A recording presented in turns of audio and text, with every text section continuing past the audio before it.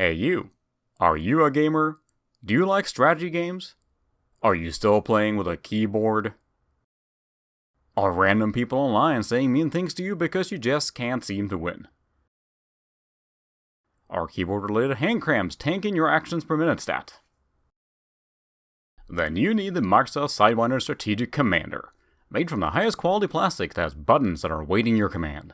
Featuring an intuitive sliding control system that lets you navigate maps with ease. It even spins. But wait, there's more. Not only do the buttons light up, you can even record macros on the fly. Show those kids on the leaderboards who's really the boss. So ditch that old keyboard and switch to Microsoft Sidewinder Strategic Commander today. Warning, do not throw away your keyboard, you will still need it. You will not actually win just because you have the Microsoft Sidewinder Strategic Commander. Player skill may vary.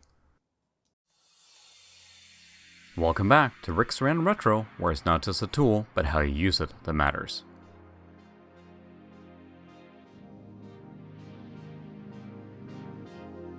So, that little intro aside, what we're taking a look at today is the Microsoft Sidewinder Strategic Commander, a peripheral Microsoft launched in 2000 to appeal to the gamer who favored strategic games, mostly in the RTS or real-time strategy category.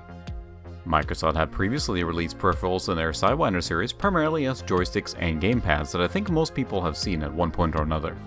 However, this was the only controller of this kind released and it never did see any follow-ups, which may give you an idea how successful it was compared to the rest of the Sidewinder brand. But sure enough, I bought it thinking, well, it looked cool. Or neat might be a better word.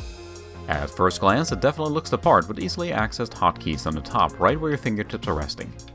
These smaller buttons were intended to be dedicated set for zooming in and out of the playing field for games that supported this, but they can be repurposed as needed. A set of shift keys switches to button functions. You can have up to 24 functions easily accessible. There's also a profile switch that allows you to switch between 3 different profiles, allowing a theoretical access to a total of 72 buttons. That does require some furious switching, however, and may not work in all situations or games. Macros can be programmed from the included software we'll get to in a bit here, but with the included dedicated macro button, they can also be recorded on the fly. The other major trick the Strategic Commander has is that by sliding the entire top of the device around, you can simulate the movement of a map. It even allows a twisting motion so you can rotate your view in games that support it. Consider the flat play movement of a 2D based game, and then the twisting motion you might do when you rotate the view in a game with a 3D map. I should mention that they definitely didn't intend for this to replace your keyboard, but rather complement it. However, by placing it to the left side of a standard sized keyboard, it ends up a bit outside of your normal position, making it feel fairly awkward.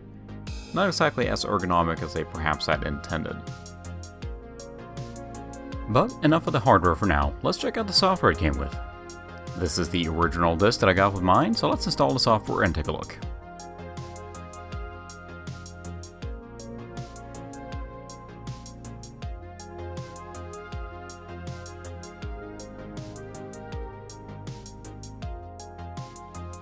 The installation is very straightforward until you get to the part where you're asked to plug in the Strategic Commander to allow it to be detected. Not only does it find it, but it also allows you to do a bit of a button test to verify the functionality.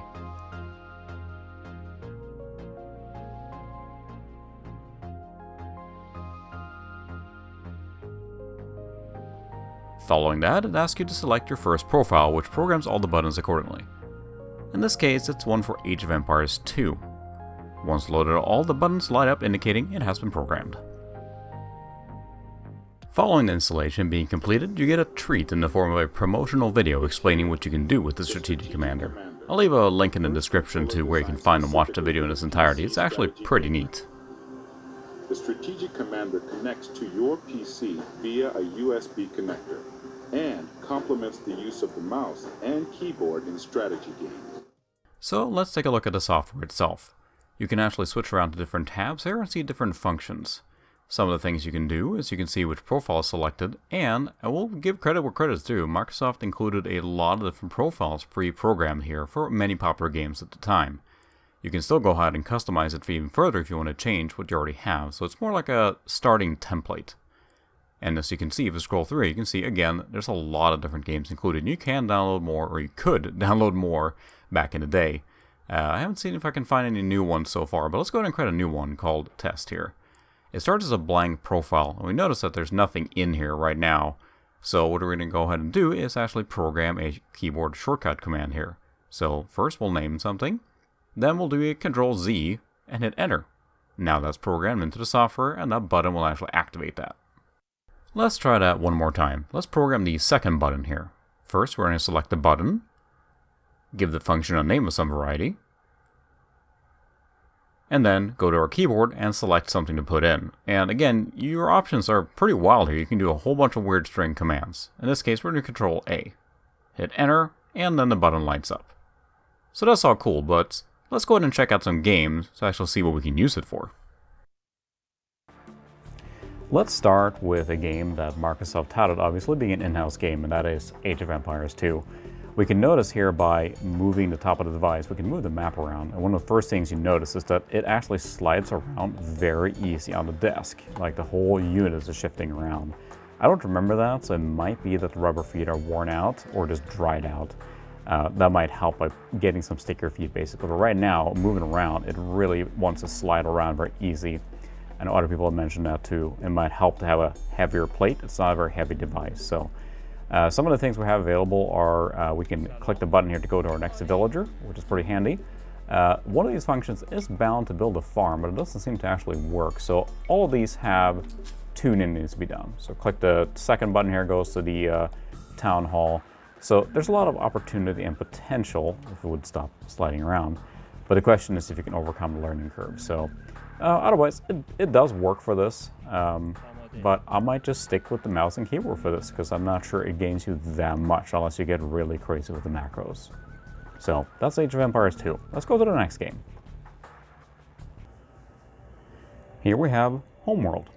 Sort of a revolution in the RTS space because it allowed you to move on the X, Y, and Z axis, meaning all your units can move up, down, and left and right on the space field, which I don't know any other game around that era that had that same kind of freedom of movement.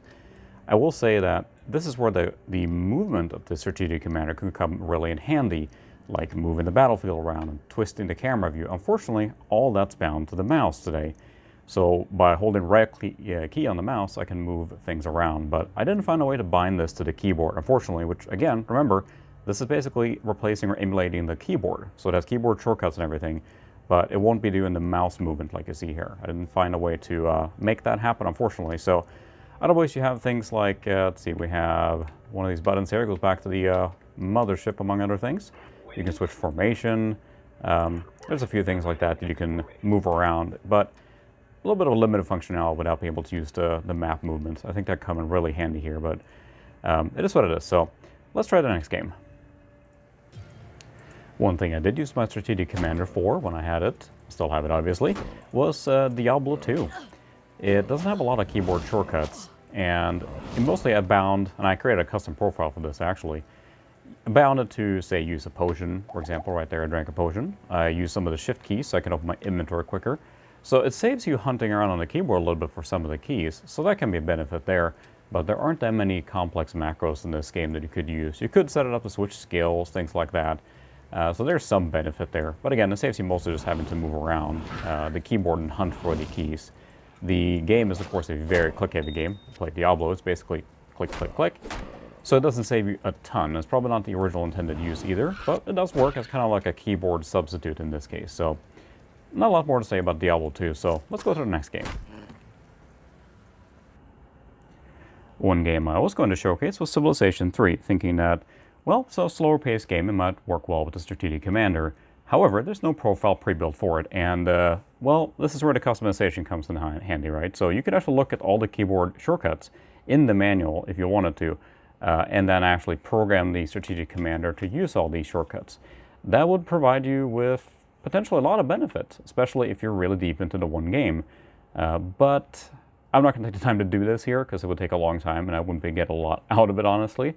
But the opportunity is there. But it shows you again how deep you'd have to go to really, really get the benefit out of this device. So if you're really, really hardcore into a strategic game from that era, maybe that's when the device was worth it. But not for me, probably. But again, it shows what you can do with it. So, but sadly, I'm not going to take the time to do that for this game. So let's switch to the next one.